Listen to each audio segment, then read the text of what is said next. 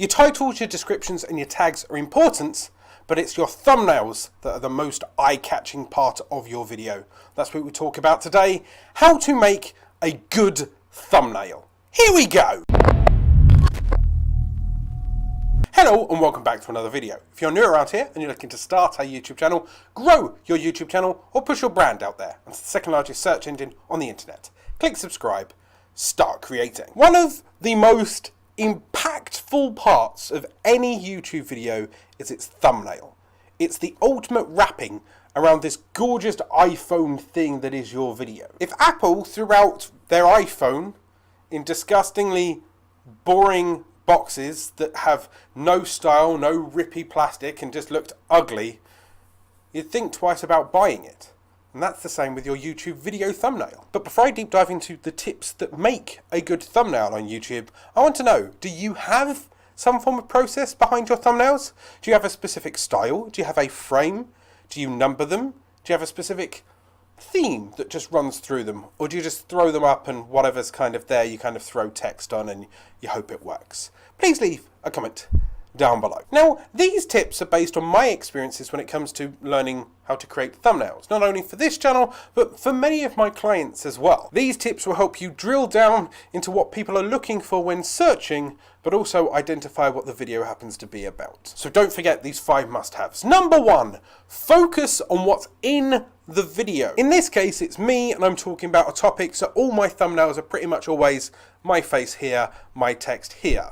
Okay, and that text is always branded, but I'm the core focus because I'm teaching the thing. But if you're a gamer and you're doing something like how to beat Crota in Destiny 1, make sure that that enemy is in the thumbnail. If you are a beauty vlogger and you're doing a specific makeup, then make sure that that piece of beauty makeup is on the screen, either you holding it or you taking a photo of it. Make sure that it's clearly, obviously there. Same with anything really, whether it's a book, whether it's a movie, whether it's just life, whether you're going out vlogging, whether you've seen something fantastic and there's a cute duck or a cute puppy, right? If that's the core focus, if that's the thing that you want your title and your tags and your description to revolve around, make sure that that thing is clearly, obviously noticeable in the thumbnail and that they can see it from a distance. 2, does the thumbnail need text? Now, I tend to find that if you're a vlogger, not many people use text, right? But text is a good way of pulling people in, making them read a little bit more. And if you've got specific branding, it may even, extend that brand and those colours and that brand awareness. I mean, if it's clearly you holding the makeup, and that's the makeup, and that's the whole thing, then maybe you don't need text on it. In some cases, Amy Smithauer or Amy Landino doesn't use text, for example, either. But if it does need text, make sure it's clean, crisp, short, not cluttered. You don't need to have an entire sentence up on your thumbnail. 2 or 3 words that are the core focus on that video is fine. 3, make your thumbnails consistent. Now, this is for branding awareness in general, but also for a pattern. If you have a look at my own YouTube channel homepage, you'll always see that it's me, my thumbnails, I'm always on the right hand side, text is always on the left hand side, and when they string together, they look uniformed, they look branded. You know it's always me. Even if you put your thumb over me, you'd be able to guess that it's my video. But that's the same with your thumbnails. Make sure that they're consistent. Do they always have your face on them? If you always have your face, then that's fine, that's brand recognition. Or does it always have your logo on it? Is the thumbnail always the same colour? Do you have the same blue border? Or maybe are you theming them accordingly? So therefore, is it red for beauty and blue for books or whatever? But is it always your style? Is it always your font? You need to make them easily identifiable. You need people to scan through search and immediately go, that's an Alan video. That's one of your videos from a long shot. And that could be as simple in your thumbnail as putting like your logo in the corner or in the bottom. I would advise avoiding down here because in the bottom right hand corner is where the wonderful numbers are for how long the video happens to be.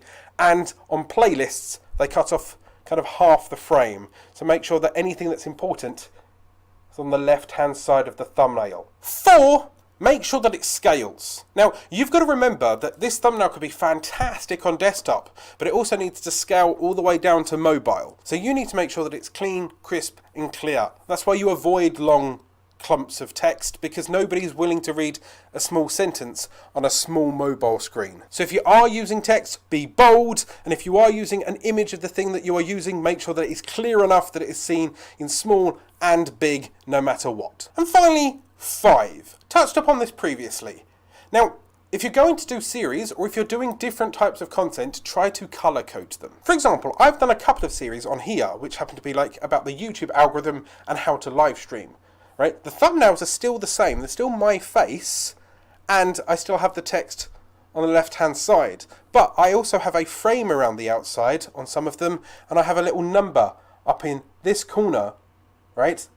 Which indicates a specific type of playlist. So on the going live one, they were all red, and on the algorithm one, they were all black. So at a distance, you could see, was comparing them, that, oh, okay, they've all got a similar border and they've got a black one, maybe those are linked. But in the case of your channel, maybe you do book reviews and movie reviews and you collect dolls.